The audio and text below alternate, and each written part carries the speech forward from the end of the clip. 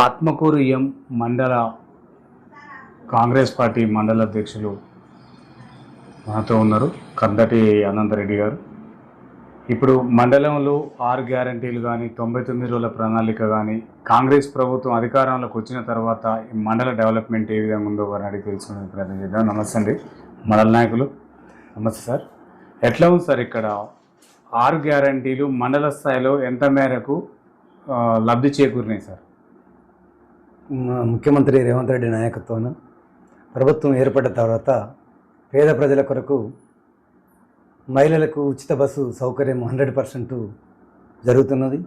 అదేవిధంగా పేద ప్రజలు ఎవరైతే అట్టడుగు గుడిసెలు ఉన్న 10, 20, 30, 50 సంవత్సరాల నుంచి ఇల్లులే పూరింట్లో ఉన్నటువంటి పేద ప్రజలకు ఇండ్లు ఇచ్చి వారు ఇండ్లు మంజూరు చేసినాము.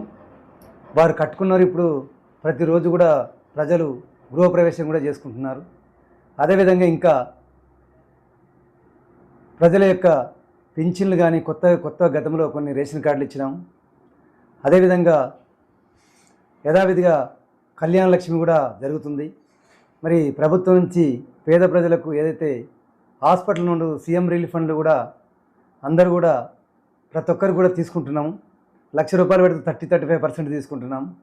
ఇంకా అదే కాకుండా ఇంకా ఏదైతే ప్రభుత్వం ఏదైతే ఆనాడు రైతుల కొరకు అప్పుల మాఫీ 1,00,000 నుండి 2,00,000 వరకు కూడా ప్రభుత్వం చేపడుతున్న పథకాలు ప్రజలకు ఫలాలు ప్రతి ఒక్కరికి కూడా ఫలాలు అందుతున్నాయి. అదే కాకుండా గ్రామీణ ప్రాంతాల్లో ఉన్న వారికి కూడా కొంతమందికి రోడ్ల సౌకర్యం కానీ కొన్ని సౌకర్యాలు కూడా మా ఆలేరు కాన్స్టిట్యూషన్లో బీర్లయ్య గారి నాయకత్వం వారి యొక్క అవసరాలను కూడా తీర్చుతున్నారు. అదేవిధంగా ఆపదలో ఉన్న హాస్పిటల్ విషయానికి వస్తే లక్షల కొద్ది రూపాయలు కూడా సీఎం ఎల్ఓసిగా 4 లక్షలు 5 లక్షలు అత్యవసరమైన హాస్పిటల్లో జాయిన్ అయిన వారికి కూడా మా ప్రభుత్వం సహకారం చేస్తుంది. 6 గ్యారంటీల పథకంలో కూడా దాదాపు ప్రతి ఒక్కరు కూడా ఈ ప్రభుత్వం చేపడుతున్న ప్రజాపాలనలో చెందుతున్నాయి. మరి ఈ పథకాలు కూడా ప్రతి గ్రామీణ ప్రాంతాల్లో ప్రతి స్కూళ్లకు ప్రజల విద్యా వైద్యం కూడా మెరుగైన పని కోసం వారికి సంబంధించిన ప్రభుత్వ పాఠశాలకు మౌలిక సదుపాయాలు అవి కూడా కల్పించినారు. అదేవిధంగా ఇంకా ఇప్పుడు 99 ప్రణాళిక ప్రజాపాలనలో గ్యారంటీల పాలనలో మంచినీటి అవసరాల కొరకు పైప్ లైన్లు కానీ వాటర్ ట్యాంకులు శుద్ధి చేయడంలో కానీ పంప్సెట్ మోటార్లు కానీ ప్రభుత్వం నుంచి మంజూరు చేస్తున్నారు. అదేవిధంగా ఇంకా అంగన్వాడీలు ఒక్కొక్క గ్రామంలో ఉన్న ప్రజల కొరకు అవసరపడే నిత్యం అంగన్వాడీ కేంద్రాలను కూడా ఈ మండలంలో చాలా మంజూరు చేసి ప్రోగ్రెస్లో స్లాబ్ లెవెల్లో కానీ తదితర లెవెల్లో పనులు నడుస్తున్నాయి. అదేవిధంగా ఈ మండలంలో జీపీలు శిథిలావస్థకు చెందిన గ్రామ పంచాయతీలు కూడా ఎన్ఆర్జీఎస్లో ప్రజెంట్ ఈ మండలంలో ఇక్కడ కొరటికల్లు, ఇక్కడ ఇక్కడ మోదుగుంట, ఇంకా కొన్ని గ్రామాల్లో కూడా నిర్మాణం జరుగుతున్నది. ఇప్పుడు ఇప్పుడు ఆత్మకూరులో మెయిన్ రోడ్ నుంచి ఆత్మకూరు హై స్కూల్ వరకు కూడా బీర్లయ్య గారి కాన్స్టిట్యున్సీ ఎమ్మెల్యే గారితో చాలా ఇబ్బంది ఉండే. దాని కొరకు 1,72,00,000 సీసీ రోడ్డు మంజూరు చేసి పని కూడా అయిపోయింది. మళ్ళీ దానికి సరిపోకుంటే ఇంకొక 72 లక్షలు కూడా మంజూరు చేసినారు. ఇప్పుడు ప్రోగ్రెస్లో పని నడుస్తుంది. ఇంకా ఈ మండలంలో ప్రజలకు ఏదైతే నిత్యావసరాలు ఉన్నాయో అవసరాల కొరకు ఏది అడిగినా కూడా మహిళా సంఘాలు కానీ మహిళా శక్తి భవనాలను కూడా ఈ మండలంలో మొదటి విడతలో 10 ఇచ్చారు. మొన్న కూడా మళ్ళీ ఒక 6 మహిళా బిల్డింగ్స్ ఇచ్చి ప్రోగ్రెస్లో కొన్ని ప్రారంభం జరిగినాయి. కొన్ని ఇప్పుడు ప్రోగ్రెస్లో స్టార్టింగ్ ముగ్గు పోసి వర్క్లు కూడా పనిచేస్తున్నాయి, ఇప్పుడు స్టార్టింగ్లో ఉన్నాయి. ఓకే సార్, ఇక్కడ ఈ నియోజకవర్గంలో కానీ ఈ మండలంలో కానీ బీర్ల ఐలయ్య గారు ఎమ్మెల్యేగా కొనసాగిస్తున్నారు సార్. బీఆర్ఎస్ పార్టీ తరపున గెలిచిన సర్పంచులకు నిధులు అడిగిన అభివృద్ధి కార్యక్రమాల కోసం దగ్గరికి వెళ్ళిన చూద్దాం చేద్దాం అనే కోణంలో మాట్లాడుతున్నా అని చెప్పేసి అంటున్నారు సార్. ఎందుకు వాళ్ళపై నిర్లక్ష్య వైఖరి చూపిస్తున్నాడు ఎమ్మెల్యే గారు? లేదండి, అది అవాస్తవం. ఈరోజు గతంలో చూస్తే నిన్న కూడా మహిళా బిల్డింగ్ని ఇచ్చింది అనిస్తే ఇక్కడ లింగరాజపల్లి ఒక మహిళా బిల్డింగ్ ఇచ్చినాం. రెండవది ఇక్కడ పోతే కప్రాపల్లి కూడా అక్కడ బీఆర్ఎస్ సర్పంచ్ కూడా మహిళా బిల్డింగ్ ఇచ్చినాం. నిన్న తుక్కాపురం కూడా ఒకటి ఇచ్చినాం, కూరెల్లో కూడా ఇచ్చినాం, రైకనపేట కూడా ఒక మహిళా బిల్డింగ్లు ఇచ్చినాం. ఆయన కూడా నిన్న ముగ్గు పోసిరు. విపక్ష లేకుండా బీర్లేలే అంటే ఇక్కడ తాగునీటికి సాగునీటికి అవసరాల కొరకు మార్చి ఏప్రిల్ నెలలో నీళ్ళు ఇచ్చిన చరిత్ర ఎప్పుడు కూడా లేదు. రైతుల కోసం ఇక్కడ వస్తే ఇక్కడ గంధమాల చెరువు నుండి కానీ ఇక్కడ వేరే ఇక్కడ ఆత్మకూరు బిక్కేరు వాగు నుండి కూడా మొన్న ఏప్రిల్ 10వ తారీఖు వరకు కూడా వాటర్ వచ్చింది. ప్రజెంట్ చూస్తే కూడా ఇప్పుడు కళ్ళతోటి చూస్తే కూడా అనంతరం వాగులో వాటర్ పోతుంది. ఇప్పుడు ఆత్మకూరులో మొన్నటి వరకు వస్తే ఇప్పుడు కూడా ఇక్కడ ప్రజెంట్ ఉన్న చెక్ డ్యాములు కానీ ఆత్మకూరు వీర్ల చెరువు కానీ నిండి అలుగుపోసినాయి. దాంట్లో రైతుల పట్ల ఏమాత్రం కూడా 100% శ్రద్ధ చూపి పేద రైతులకు వరిసేను వంట పొలాలను ఎండిపోకుండా కాపాడిన వ్యక్తి అంటే బీర్లేలే గారు. 100% కూడా విపక్ష ఎక్కడ కూడా చూపించలేదు. ఇప్పుడు ఏ ప్రతిపక్షాలున్నా ఎవరికున్న ఆపద వస్తే నిన్న ఏ పార్టీ అనుకుంటా ఎల్ఓసీలు ఇస్తున్నాం. వారికి ఏదైతే తాత్కాలిక సాయం అంటే కూడా తాత్కాలిక సాయం కూడా చేస్తున్నాం. ఓకే సార్, గ్రామ స్థాయిలో చాలామంది సర్పంచులు మా దృష్టి తీసుకొచ్చిన సమస్య సార్ ఇది. ఎక్కడైనా ఐకేపీ సెంటర్లలో చాలా ఇబ్బందులు పడుతున్నారు రైతులు. మేము పోయి మిల్లర్లతో మేము మాట్లాడిన వాళ్ళు రెస్పాండ్ కావట్లేరు అని చెప్పేసి అంటున్నారు సార్. ఎందుకు లోపం జరుగుతుంది? ఎక్కడ ఈ సమస్య పరిష్కారం దొరుకుతుంది అంటారు సార్?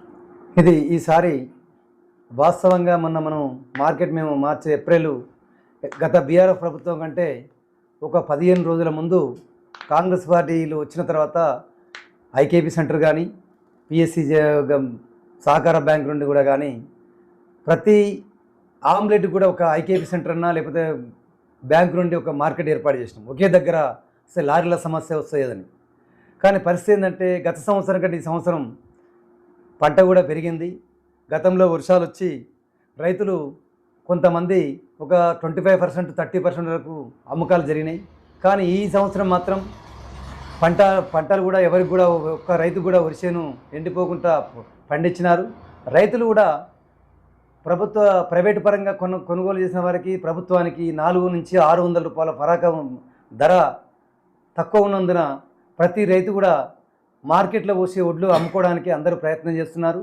దానికోసం మేము కూడా వాస్తవ ఎమ్మెల్యే గారు ఆర్డీఓ గారు కూడా లారీలను ఏంటంటే ఉన్న రైస్ మిల్లో కొంత స్టాక్ ఉండడం వల్ల లారీలు కూడా వస్తున్నాయి. లారీ స్టాక్ ఉంటే తడిసిన ధాన్యమైన ఏ ధాన్యం కూడా ఎమ్మెల్యే గారు మీకు దృష్టికి తీసుకపోతే కలెక్టర్ గారికి ఫోన్ చేసి ప్రతి సెంటర్లో వీళ్ళంతా చెప్పి ఒక రోజు రాకపోయినా లేబర్ సమస్య కొంచెం స్టార్టింగ్లో వచ్చింది.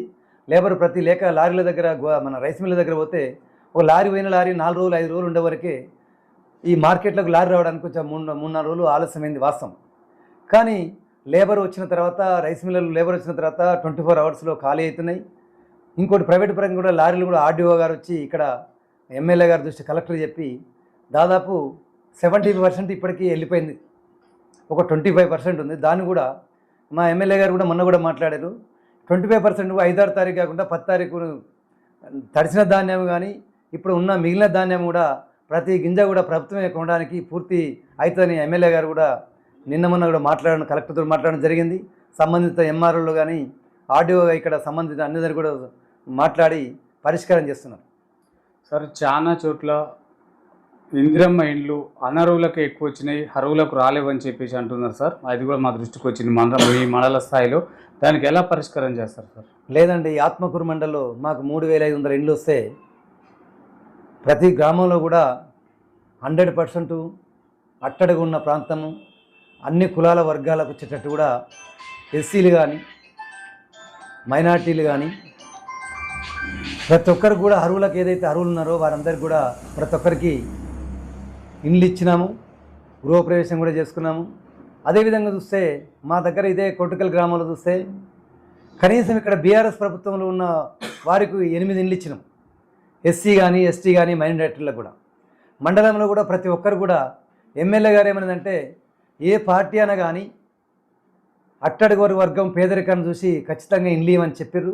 అదేవిధంగా కూడా మేము మండలంలో అమలు చేసినాము.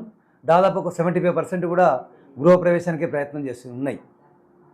సార్, గ్రామాలలో చాలా వరకు ప్రజలు ఏరికోరి ఎన్నుకొని గెలిపించుకున్న సర్పంచులు ఎన్నికలకు ముందు కాళ్ళు మొక్కి ఏళ్ళు మొక్కి గెలిచి తర్వాత పోయి ఎక్కడనో సిటీలలో బతుకుతున్నారు సార్. గ్రామ సభలు తప్ప వేరే రోజు రావట్లేదు అని చెప్పేసి అంటున్నారు. మేము కూడా చాలా చూసినాం సార్ అట్లాంటివి. వాటికి పరిష్కారం ఏంటి? ఎమ్మెల్యే గారు దీనిపైన ఎలాంటి చర్య తీసుకోబోతున్నారు సార్? హైదరాబాద్ నుండి ఆ గ్రామాలలో గెలిచిన సర్పంచులు అందరికీ కూడా ఎమ్మెల్యే గారు గ్రామ సమస్య అంటే అదైన ప్రధానమైన విషయం తాగునీటి కావచ్చు, రోడ్ల పరిశుభ్రత కావచ్చు, విద్యా వైద్యం మీద ఆల్టర్నేటివ్ చేయడం జరిగింది. హైదరాబాద్లో ఉన్న ప్రజల అవసరాల కోసం ఒక సర్పంచ్ అయినా ప్రభుత్వం ఏదైనా నువ్వు ఎంపీటీసీ అయినా గెలిచినా కూడా ప్రజలకు న్యాయం చేయవలసిందిగా అని చెప్పి అందరు కూడా ఆల్టర్నేటివ్ చేయడం జరిగింది. సమస్యలను కూడా పరిష్కరిస్తున్నాం సార్. ఈ 6 గ్యారెంటీలో ఒకటైనా ఉచిత బస్సు చాలా చోట్ల చాలా గ్రామాలకు వెళ్ళట్లేదు, మహిళలు వినియోగించుకుంటలేరు అంటున్నారు సార్. రోడ్డు మార్గాలు బాగాలేక ఈ రోడ్లు నిర్మాణం కోసం మంత్రి గారి దృష్టికి ఏమన్నా తీసుకెళ్లారా? బస్సు ఈ గ్రామాలలో కూడా ఇక్కడ చూస్తే మండలి కోట ఇక్కడ చూస్తే గ్రామాలు ఇక్కడ మా కొరటికల్లో చూసుకుంటే ఏమైందంటే ఆత్మకూరుకు 4 కిలోమీటర్ల దూరం ఉంది, ఇక్కడ పల్లెపాడుకు 4 కిలోమీటర్ల దూరంలో బస్సులు నడుస్తున్నాయి. 100% కొద్ది రోజులు నడిపించిన తర్వాత కూడా వస్తే 2 టికెట్లు కూడా ఎక్కటోళ్ళు చాలా తగ్గారు. కాకుంటే బస్సు నడిచేది ఎప్పుడు నడుస్తుందంటే కాలేజీ పిల్లల కొరకు వారి విద్యార్థుల కోసం కూడా 100% మొన్నటి వరకు కూడా బస్సులు నడిచినాయి. మళ్ళీ కొన్ని ఏమైందంటే గత ప్రభుత్వం 10 సంవత్సరాల నుంచి ఏ రోడ్డు కూడా మెయింటైన్ చేయలేదు, ఏ రోడ్లో కూడా చాలా ఇబ్బందిగా ఉన్నది. దాని తర్వాత వచ్చిన కూడా ఎమ్మెల్యే బీర్లేలే గారు గెలిచిన తర్వాత వారి చెరువుతోటి రోడ్ల మెయింటెనెన్స్ కోసం కొన్ని మెయింటెనెన్స్ కూడా పెట్టిండు. మెయింటెనెన్స్ పెట్టి కూడా అది కూడా పని జరుగుతుంది. మాకు కూడా ఇప్పుడు ఆత్మకూరు నుంచి పల్లపాడు వరకు డాంబర్ రోడ్ మెయింటెనెన్స్ కింద గత 10 ఏళ్ళ నుంచి ఎప్పుడో రూపాయి పెట్టకుండా కూడా మన 2,40,000 రూపాయలు పెట్టిండు. కాంట్రాక్టర్ కూడా పెట్టిండు. కాంట్రాక్టర్ కూడా ముందుకు వచ్చింది, దాన్ని కూడా పనిచేస్తుండు. ఎవరు చెప్పినా కూడా ఎమ్మెల్యే గారు చదువుతుంది. మాకైతే 100% దాదాపు గెలిచిన తర్వాత నుంచి కనీసం ఈ మండలానికి 7-8 కోట్ల వరకు కూడా పెట్టి ప్రతి గ్రామానికి సీసీ రోడ్లు కానీ, అంగన్వాడీ బిల్డింగ్లు కానీ, రెండవ విషయానికి వస్తే మహిళా బిల్డింగ్లు కానీ, సంబంధించిన బీసీ కమిటీలు కానీ చాలా వరకు కూడా పెట్టినాం. ప్రజెంట్ ఎక్కడ చూసినా కూడా ఏ గ్రామాలు చూసినా కూడా నీకు ఏదో ఒక కమిటీలు కనిపిస్తుంది, ఏదో కమిటీ ప్రోగ్రెస్లో పని నడుస్తుంది. సార్, రాష్ట్రంలో గెలిచిన సర్పంచులకు చాలామంది అభివృద్ధి విషయం వెలెత్తినప్పుడు మాకు రాష్ట్ర ప్రభుత్వం నిధులు ఇవ్వలేదు, మేము అభివృద్ధి చేయలేకపోతున్నాం అని చెప్పేసి అంటున్నారు సార్. కేంద్ర నిధులతో అభివృద్ధి జరుగుతుంది అంటున్నారు. ఎందుకు, ఎక్కడ లోపం జరుగుతుందంటారు? కొన్ని కేంద్ర ప్రభుత్వాల మధ్యన సమన్వయం అంటే ఎన్ఆర్జీఎస్ అనేది కేంద్ర ప్రభుత్వం డబ్బులు, రాష్ట్రం కొంత వాటా ఉంది, స్టేట్ వాటా ఉంది. రాష్ట్రంలో కూడా గత ప్రభుత్వం అనేకమైన రాష్ట్రాన్ని అప్పులపాలు చేసి పరిస్థితులు వస్తే కనీసం ఉద్యోగస్తులు కూడా జీతం ఇవ్వలేని పరిస్థితిలో ఉండే రాష్ట్రం తెలంగాణ. అలాంటి రాష్ట్రాన్ని కూడా అంచెలంచెలుగా ప్రతి నెల ఉద్యోగస్తులకి 1వ తేదీన జీతం ఉద్యోగస్తులందరికీ కూడా జీతభత్యాలు ఇస్తుంది. నిన్న మొన్న పిఆర్సీ కూడా కొన్ని ఉద్యోగస్తులకు ఇచ్చింది. కనీసం కొంత పబ్లిక్ సర్వీస్ నుంచి చాలామందికి కనీసం ఉద్యోగాలు కొత్త రిక్రూట్మెంట్ కూడా జరిగింది. గ్రూప్ 2 కావచ్చు, సరే సంబంధించిన గ్రూప్ 1 వేరే గ్రూప్ 4 కూడా కొంతమంది తమ్మింది. ఇప్పటి వరకు కూడా మొన్నటి వరకు కూడా బీఆర్ఎస్ ప్రభుత్వంలో ఒక్క డిప్యుటేషన్ మీద నడిచిన ఉద్యోగస్తులు తప్ప ట్రాన్స్ఫర్లు కానీ ఏది కూడా చేయలేకపోయింది. దాన్ని చూస్తే ఎంతో అంతో కాకుంటే ఈరోజు పనిచేస్తే 2 నెలలకు పిఓ బిల్ ద్వారా ఒక 2 నెలలు 3 నెలలు 6 మంత్లో పేమెంట్ అవుతున్నాయి. ఇప్పుడు ఎందుకంటే పరిస్థితి రాష్ట్రంలో ఇప్పుడు వారికి ఇచ్చిన వడ్డీ కట్టలేక ప్రజల యొక్క అనే పథకాలు కూడా కొన్ని నడిపించడం జరుగుతుంది. కాబట్టి సమస్యతోటి 2-3 నెలలు 6 నెలల్లో కంప్లీట్ అవుతుంది, పేమెంట్ అవుతుంది. ఓకే సార్, ఈ మండలంలో ఉన్న నిరుద్యోగ యువత జాబ్ మేళాల ద్వారా ఏదైనా ఉపాధి కల్పించాలని చెప్పేసి ఎమ్మెల్యే గారు కోరుతున్నారు సార్. మరి ఎమ్మెల్యే గారు ఏమన్నా జాబ్ మేళాల ద్వారా పలు కంపెనీలలో ఉద్యోగాలు కల్పన ఏమన్నా ఏర్పాటు చేస్తున్నాడా? ఇక్కడ ఈ మండలంలో ఈ ఆలేరు కాన్స్టిట్యూషన్లో మా మండలం నుండి ఎవరైనా పలానా దగ్గర ఉద్యోగం పెట్టుకుంటా అంటే స్టాఫ్ నర్స్ కావచ్చు, జిఎన్ఎం కావచ్చు, ఏఎన్ఎం కావచ్చు, సంబంధించిన ఆర్టీసీలు కావచ్చు, ప్రైవేటీకరణ ఎక్కడ కాంట్రాక్ట్ పద్ధతిలో ఉన్నటువంటి ఉద్యోగులను ఖచ్చితంగా మా ఊరు నుండే ఇక్కడ మన ఎంబీబీఎస్ మన సంబంధించిన మెడికల్ కాలేజీలో ఇద్దరికి ఉద్యోగాలు ఇప్పించింది ఇక్కడ. కొమ్మరకుంట్ల సునీత అమ్మాయికి, గుట్ట మీద ఒక ముగ్గురికి కాంట్రాక్ట్ పనిచేయడానికి కూడా ఇప్పించిండు. ఇంకా చాలామందికి కూడా ఎవరైతే అడిగిన వారికి కూడా కొంతమందికి నిరుద్యోగులకు మేలు చేసిన వాస్తవం. సార్, ఇక్కడున్న కొంతమంది ప్రతిపక్షాలు మహిళలపై చాలా చోట్ల అఘాయిత్యాలు జరుగుతున్నాయి. గతంలో ఇది లేకుండే. హోంశాఖ కూడా ముఖ్యమంత్రి దగ్గర ఉన్నప్పటికీ కూడా ఇట్లా జరగటం చాలా బాధాకరం అని చెప్పేసి అంటున్నారు. సార్, నిజంగా ఈ మహిళలకు రక్షణ కలుగుతుందంటారా ఈ రాష్ట్రంలో? ఈ రాష్ట్రంలో ఇక్కడ మాకు దగ్గర వస్తే మా మండలమే కానీ మన ఆలయ కాన్స్టిట్యూన్సీలో కూడా ఇక్కడ అటువంటి అగత్యాలు అయితే జరగలేదు. జరిగిన వారికి కూడా ఏదైనా ఎమ్మెల్యే గారి దృష్టికి పోతే పోలీస్ డిపార్ట్మెంట్ తగిన పనిష్మెంట్ ఇవ్వమని చెప్తుంది తప్ప ఆ సమస్య కూడా చెప్తలేడు. ఏ ఉద్యోగస్తుడైనా తప్పు చేసినవానికి కూడా తప్పు చేసినవానికి నిరాకరించి సస్పెండ్ చేయాలనో వేరే చేస్తారు తప్ప వానికి మంచోడని వాడిని ప్రోత్సహించే విధంగా ఈ ఆలేరు ప్రభుత్వ ఎమ్మెల్యే గారు కూడా చెప్పడం లేదు. సరైన పనిష్మెంట్ ఇవ్వని చెప్తుంది. సార్, ఇక్కడున్న ఆలేరు నియోజకవర్గంలో ఉన్న ప్రజలు కొంతమంది అభిమానులు కానీ బీర్లా ఎలయ్య గారికి మంత్రి పదవి కావాలని కోరుకుంటున్నారట. సార్, మంత్రి పదవి ఇస్తే ఆలేరు ఇంకా డెవలప్ అవుతుందంటారా? ఇప్పటికీ ఆలేరు ఎమ్మెల్యేగా ఉండి ప్రభుత్వ వైపు ఉండి ముఖ్యమంత్రి రేవంత్ రెడ్డి చనువుగా ఉండి వాస్తవానికి గతంలో కూడా గత సంవత్సరమే ఇక్కడ గంధమాల ప్రాజెక్టు 700 కోట్లు తెచ్చిండు. వేరే ఇంకా ఎంబీబీఎస్ మన మెడికల్ కాలేజీలు ఉన్నాయి, కొన్ని ఇంటిగ్రేటెడ్ స్కూళ్ళు ఉన్నాయి, గుట్ట ఉంది. సంబంధించింది మొన్న కూడా కనీసం 100 కోట్ల అభివృద్ధి కోసం గుట్టలు కూడా మొన్న వేద పండితులు కూడా మొన్న శంకుస్థాపన చేయడం జరిగింది.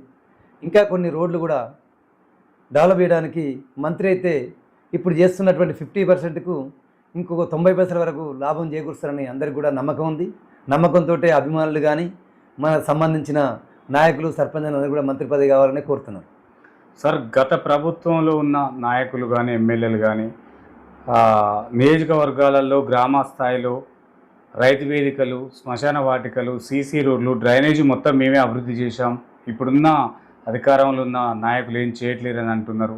నిజంగా ఎంత మేరకు అభివృద్ధి చెందిందంటారు సార్ గత పాలకుల ద్వారా? గత పాలకులు కూడా శ్మశాన వాటికలు, రైతు వేదికలు చేశారు. రైతు వేదిక అనేది 25 లక్షలు దాన్ని పెడితే పర్మనెంట్ సోర్స్ కాదు. అది తాత్కాలికమే. మన ఇంటి ముంగడ పందిరేసుకున్నట్టే గాలి దుబారం వస్తే లేచిపోయే పరిస్థితి.